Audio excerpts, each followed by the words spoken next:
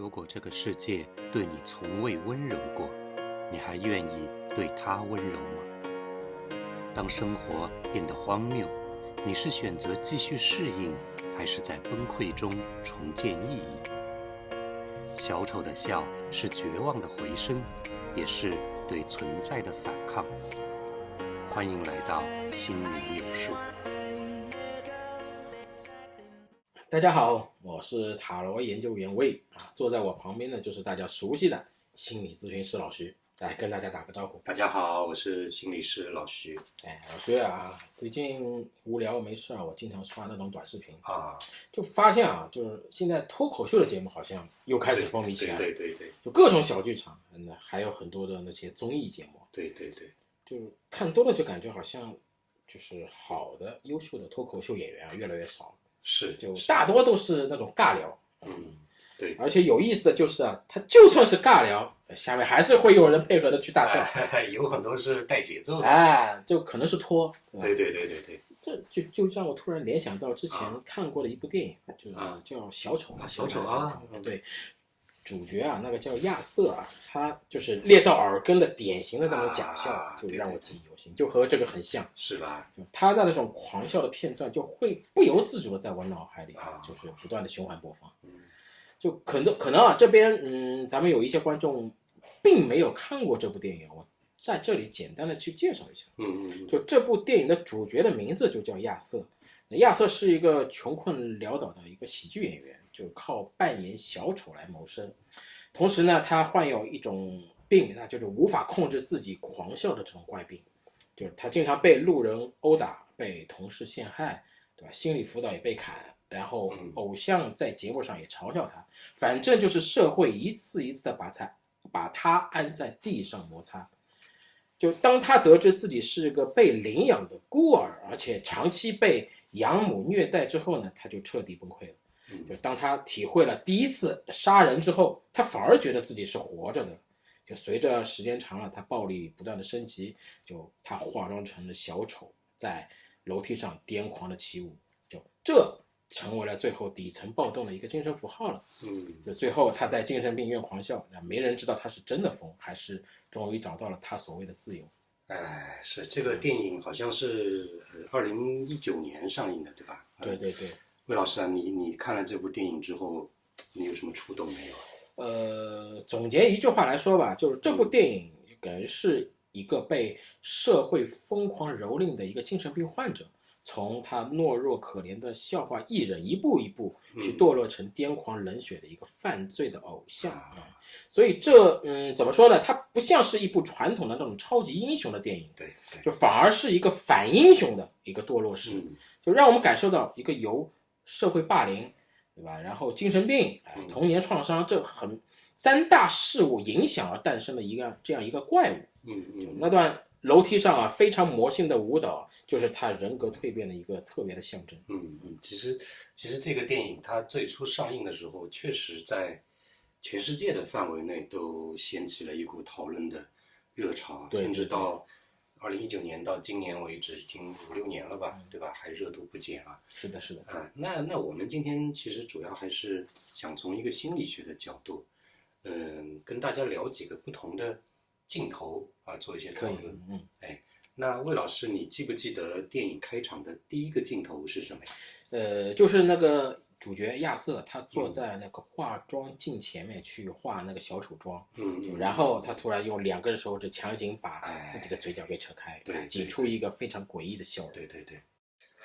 对，那个亚瑟他在脸上涂抹了那个油彩，那这种妆容呢，其实也可以看作是一种面具，包括就是说在电影后期，当整个城市陷入混乱的时候，街上也出现了很多戴着小丑面具的人。对，那面具这个东西，其实在荣格学派当中它是一个很重要的一个议题。所以我们今天就借小丑这部电影来聊一聊人格面具，那顺带也简单的跟大家分享一下有关阴影以及社会支持这样的一些话题。好。那同时咱们也欢迎着观众朋友们多参与一下评论区的一些互动就可以把自己的看法告诉我们，就我们也可以及时的去回复。那魏老师你刚才提到了啊，电影的第一个镜头，主人公化完小丑妆，对，然后他就上街开始工作了，对吧？那他对于自己的工作其实表现的是很努力的嘛。魏老师，你觉得为什么他刚开始的时候对于工作的这种态度是非常努力的呢？我觉得这个可能分几个层面，就是第一个可能是他生存的需求，就是他妈妈需要他照顾，对吧？他也要因为有精神病嘛，所以要持续的吃药，对，所以也需要用钱，而小丑是他唯一的收入的来源，这个工作，那第二个就是他非常的渴望得到别人的一个认可，他不是有一个笔记本嘛？他笔记本里就写满了给世界带来欢笑。对，从这句话里面就可以看出他一直在做自我的一个鼓励。所以他很希望得到别人的认可。第三个层面可能就是他对最后的一个希望的一个寄托，他最后是把脱口秀这件事儿当做他最后的一个救命稻草。对。那你刚才提到了他的妈妈，那么这部电影里其实亚瑟的妈妈有很大的戏份的。对，是的。那个魏老师，你记不记得妈妈平时是怎么叫主人公的？就是叫他 Happy。对，妈妈给主人公起了一个小名叫 Happy， 对吧？她告诉他要给这个世界带来快乐和欢笑。其实这个也是他的妈妈在心理层面上给主人公戴的一个面具，就是你要开心，你不可以不开心。是的，就是看完整部这个电影之后，我才发现他妈妈一开始我以为他妈妈是希望鼓励他，让他开心，但后来我才发现他妈妈除了给他身体上的虐待，更多的其实是精神上的一个虐待。就这个名字就是他最典型的精神虐待的一个工具了。就每次喊他就是在暗示他，你没有资格痛苦，你一定要笑。这对说的真好啊，没有资格痛苦。如果一个人连痛苦的资格都没有的话，真不知道还会剩下什么啊。那第二个我想提及的镜头，其实也是在电影开场之后不久，他有一个同事，这个同事给了他一把手枪。对，那有一天晚上，主人公在自己家里看电视的时候，他就把手枪拿出来，结果手枪就走火了嘛。你记不记得这边有一个镜头，就是他拿着手枪的时候，他朝着空气瞄准嘛？你记不记得他瞄准的位置是什么位置？他是当时我记得就是拿着手枪一直在客厅里转，就是跳着舞，然后把玩，然后他会突然就先瞄向了一个电视机，然后又慢慢的移到了他旁边那个沙发上。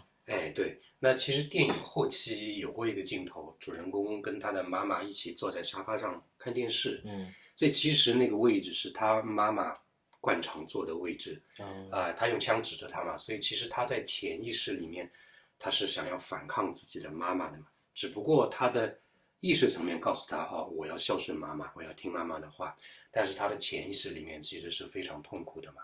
对，他其实就是他内心一直在做挣扎，做反抗。对，所以这把枪其实就是最后他是反抗情绪爆发时候他最重要的一个武器。对，而且这边有一个细节，就是说他举枪的时候用的是左手。那我也在网上有看到过，有些影评人对这部电影的细节拆解的非常详细啊，就有人提到过，就是说当主人公内心当中那个小丑的人格出现的时候，他就是用左手来做事情。还有这回事。所以大家也可以重新，如果回去看这部电影的话，观察一下这些细节。那我们再说下一个要谈到的镜头啊，这个镜头其实是一组很零碎的镜头，就是主人公他其实对自己的事业他是有一个理想的，对吧？魏老师，你注意到是什么吗？是的，就是刚才我提到的，他最后一个希望的一个寄托，就是他当一个脱口秀的演员。对，所以你看电影里面有很多零散的那个镜头，他为了想要做脱口秀演员，他其实很努力的，对吧？他在听别人脱口秀的时候，他会记录，很认真的做一些笔记。对不对？对，就是虽然他笔记做的不怎么样啊，但看得出来他非常的努力去想改变这一切。对的。但其实我们有理由可以相信，因为他跟他妈妈这样的那个家庭条件，他应该是没有接受过很专业的这种教育，这方面的教育的，甚至是有可能他连比较基础水平的教育都可能没有接受到。因为我曾经在网上看到过一些就是英语很好的人。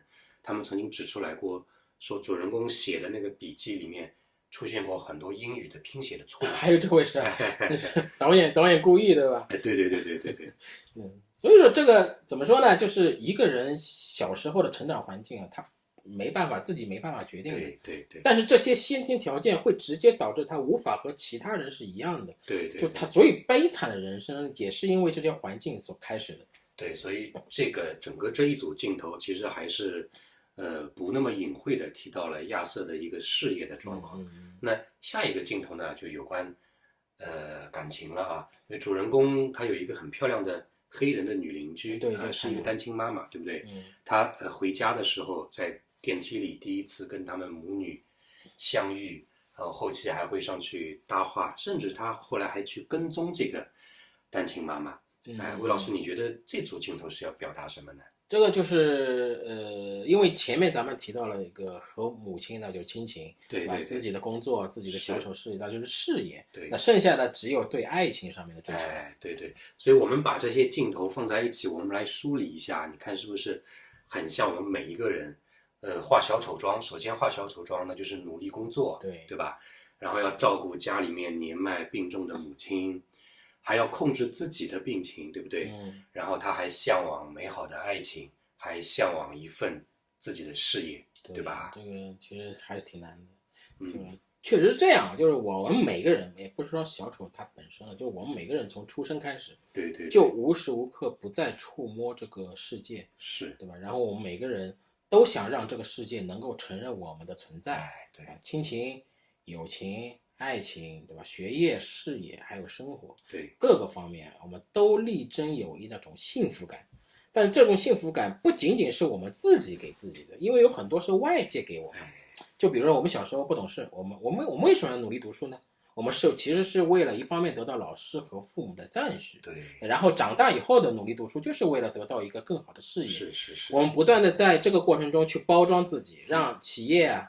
让合作商都能看到自己的优秀，对，这就是我们整个一个成长的一个过程。他们每个人都有这样的理想，都有这样的目标，但一路上会有很多的变数，我们不能控制的。是的。那我们刚才谈论了那么多镜头啊，但是在每一项上面，每一件事情上面，这个主人公其实他都没有被接受，对吧？对，不光是不被外界接受，其实你也能看出来，他不被自己的内心所接受。是。那其实这里面有一个唯一可能接受他的人，你觉得是谁？因为我整个时间看起来，我就发现他是一个非常悲惨的人物，没有人接受他，什么都不行，这就非常的惨。但是我真没发现谁是最后能够接受他的这个人。其实唯一能接受他的人，就是有一个也是黑人女性，是一个卫生局的社工，就是心理医生啊，对吧？但是影片里面，这个电影里面到最后，这个心理医生也因为那个政府把这个资金投入撤销了，所以他告诉主人公说：“我以后就帮不到你们了，对吧？”那其实影片里面整个电影从头到尾，主人公一直都没有能够真正的去做到自己，把自己活出来，让其他人能够看到自己嘛。所以魏老师，你觉不觉得主人公他从头到尾一直都在压抑真实的自己？对，就是看得我都压抑了，就是没有太惨了，就有时候就会联想到自己啊，就不知道这时候我们的就是在这个视频前的观众是不是有类似的感觉？就是你们也可以通过这个评论来告诉我，对，我们感觉太压抑了。是，所以接下来要谈到的镜头就是，主人公他在地铁里面枪杀了3个所谓的社会精英嘛，就爆发的这个一个过程。对，魏老师，你记不记得他在枪杀之后跑到哪里去了？好像就是他就是回到那个自己住所的那个洗手间去。对的，他在洗手间里面对着镜子跳了一段舞蹈。那这段舞蹈其实之后也会很多次在电影里面出现嘛。其实这个就是他要表现的是他内心深处被压抑下去的那个小丑的人格啊，开始逐渐的浮上来的这样一种表现嘛。所以这里其实是一个关于阴影的概念嘛。小丑其实就是主人公压抑在心理阴影当中的这样一个人格嘛。那魏老师，我想问问看你对阴影这个概念会怎样去理解？就是我们每个人就生活在这个世界上，都会存在好几副面孔。就面对我们自己可能是一张脸，那面对别人又是另外一张脸。在不同的生存环境下，我们需要灵活的去切换对我们有哪张脸。所以这个小丑可能就是他面对自己的那张脸。就如果有条件，我们可以搞一场沙龙，就大家都戴着自己想戴的面具来参加一下，看看有什么样的变化。对对对，没错。其实阴影的，就是心理阴影的存在，很多时候确实是伴随着面具的。当我们内心深处的阴影浮现出来的时候，往往都是戴着不同的面具的。那其实这个电影里面啊，主人公的妈妈还给他戴了另外一个面具，就是告诉他你是韦恩家族的私生子。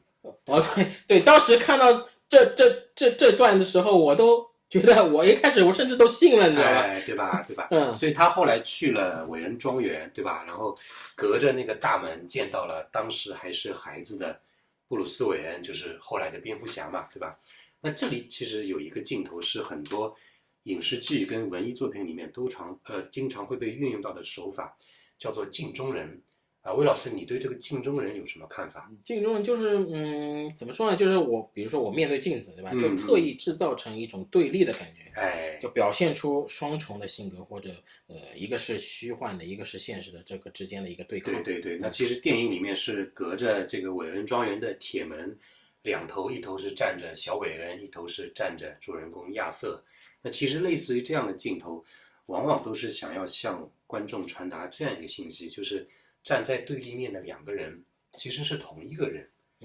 那在这部电影里面，就是说，那个小蝙蝠侠布鲁斯·韦恩他是老韦恩的儿子，对对对，对吧？那在男主人公亚瑟他自己的认知里面，因为妈妈告诉他你也是老韦恩的儿子，就是兄弟了。那大家明明都是有钱人家的儿子，对，但为什么生活的就是一个过得那么糟，我那么惨，对吧？你生活那么好，对对对，差别就很大嘛，对吧？那其实这里面，我们埋一个小小的伏笔啊，因为在这个镜头你能看到，就是小丑的年纪比小韦恩、小蝙蝠侠要大很多，对不对？那其实在很多所有的蝙蝠侠主线的作品里面，小丑的年纪其实没有比蝙蝠侠大那么多的，他甚至可以当他爸爸了，对吧？对，应该是同龄的感觉。魏老师有没有想过这是为什么？就是可能啊，在这部电影当中，因为就是小丑和布鲁斯他不是一个直接对抗的这个正反派的关系，这主要还是要表现出这个小丑这个亚瑟的他主人公这样一个经历，所以可能就把这个弱化了。对对对，那我们先埋一个伏笔在这里。如果说大家对我们这个话题感兴趣的话，帮我们多多的转发，多多的留言来参与讨论。我们会在后续的线上节目当中给大家做一个解答啊。那这个我们现在还是回过头来简单的聊一下这个社会支持体系，好不好？好。在这之前，我们还是重新梳理一下刚才谈到的一些镜头。魏老师帮大家回顾一下，我们刚才重点谈论到哪些镜头？提到了那个扮小丑打工，对吧？照顾生病的母亲，对对对，然后控制自己的病情，寻求那个脱口秀的一个事业，还有和女邻居搞爱。对对对。那你看，其实这个每一件事情，他其实都没有得到认可，或者说他其实都没有得到结果。对对对，都没有得到接纳嘛。对。那在这个过程当中，他亚瑟心理阴影当中的这个小丑人格，他其实就是越来越压抑不住了嘛，对吧？一直到最后，魏老师，你觉得最后压垮他的最后一根稻草是什么呢？因为之前所有的那些事发生之后，他其实对自己还始终抱着一丝的希望。但是当他最后啊，就是他跑到精神病院去拿了一份旧档案，大概是几十年前的档案，这时候他才知道了那个真相，知道真相的他当场就崩溃了。对对对对，这段剧情啊，我觉得演得很好。他一个人躲在那个精神病院的楼梯的拐角，一边看那份档案，一边他的那个就是狂笑的那个病又发作了嘛。这一段看着真的是我都觉得，我一个老男人都觉得要心碎了。就是一般人都是承受不了的。对对对，因为他其实意识到了这么多年来，他的妈妈一直都在骗他自己。对吧？那而且这一点在电影当中，当他就是说，他去参加一个叫做《莫里秀》的一个电视节目，然后他当着这个直播的镜头枪杀了那个主持人的时候，他这一段其实他自己也谈论了很多嘛，对不对？对。那么当他这个枪杀的事件发生之后，他的亚瑟的身体就彻底被小丑人格占据了嘛，对吧？对，魏老师觉得小丑这个人格会不会被社会接纳呢？就感觉这个整个社会没有谁是说真正接纳了亚瑟这个人，就始终把他当一个怪胎或者笑话来看。对对，你说小丑人格是不是被接纳？其实那些反派可能更希望小丑能够去破坏这个社会。那这个是不是这个身份被接纳，其实是另说的。是，就是所以我们能看到亚瑟其实他一直都在很努力的要做一个正常人，但是没有人能够接纳一个作为正常人的他，对吧？反而是他在枪杀了主持人之后，就是彻底引起了社会动乱嘛，他反而被那些社会底层的人视为一个像英雄一样的人来看待，对不对？那这个时候他反而发现，哎，我自己当小丑的时候，反而这个社会能接纳我了，对吧？这个其实也是一种非常畸形的一种社会的接纳形式嘛。那如果我们从这个电影抽回到我们的现实生活当中啊，我想提一个这些年我们社会大众都比较关注的点，就是很多青少年的轻生的事件，就是青少年的自杀事件，最近发生特别多。因为在心理行业，包括我就不说地点了，就是我们住的这个地区，从去年年底到今年，其实都发生了很多起青少年的跳楼的事件。对，这里面有很多都是10几岁的青春期的青少年。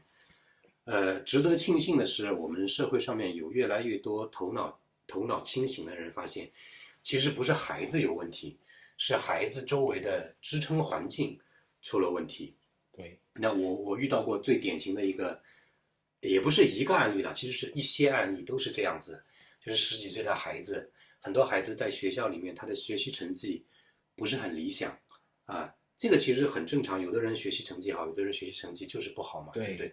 那如果这个时候这个小朋友还能跟别的同学玩到一起的话，那一般都不会有什么问题。那如果说学习成绩不好，还不能跟同学们玩到一起，就被孤立了。那么他在学校这个环境当中就失去了社会支持。这个时候就要看，当他回到家里面，爸爸妈妈是不是能够给他足够的支持。那有很多家长说，你看看别人家的孩子读书学习成绩怎样，都是别人家的孩子好，你怎么就不行？那么这样一来，那等于说对这个小朋友来讲，他的更压抑了。父母的支持也就不存在了嘛，对吧？那就很像我们这个电影里面的主人公亚瑟了。在这种情况下，10几岁的孩子还有最后一条路，他会去谈恋爱，10几岁了嘛，找异性，对吧？对，来给自己心理安慰。对，如果他能从男朋友或者女朋友那边寻找到支持或者安慰，那其实也还好。但如果因为10几岁的这种恋爱，你肯定会分手的嘛，对吧？肯定会失恋的。那种都是单纯的，没有那种对吧？所以一旦这样的小朋友在这个时候失恋了，对方不要你了，要分手了，其实就是很像我们这个电影当中的亚瑟，就是所有的社会支持就全部都断掉了，只能靠自己。这个时候小朋友基本上就很多时候就会走上绝路了嘛，对吧？你又没有能力去支撑自己的人，你说他有什么办法能生活下去？是。那魏老师啊，这部电影其实非常深刻的，对不对？我们今天已经20多分钟过去了，因为时间原因，我们只能浅浅的聊那么多啊。不能再多聊下去了。大家可以啊，就是如果有更多想聊的、想了解的，或者是想谈论的东西呢，咱们可以通过这个视频下方的就是描述栏和我一些视频的置顶回复，以及频道的一些首页信息和我们直接取得联系，对吧？然后也可以在评论区去留言，发表大家的看法。对，我们非常欢迎大家提出自己遇到的一些问题和困扰，我们帮大家一起寻求一些新的方向。是。那魏老师，我们今天暂时就聊到这里。那下一次跟大家再来一起讨论小丑的第2部，好，也是去年新上映的电影，好不好？好。好，那今天就到这边，拜拜。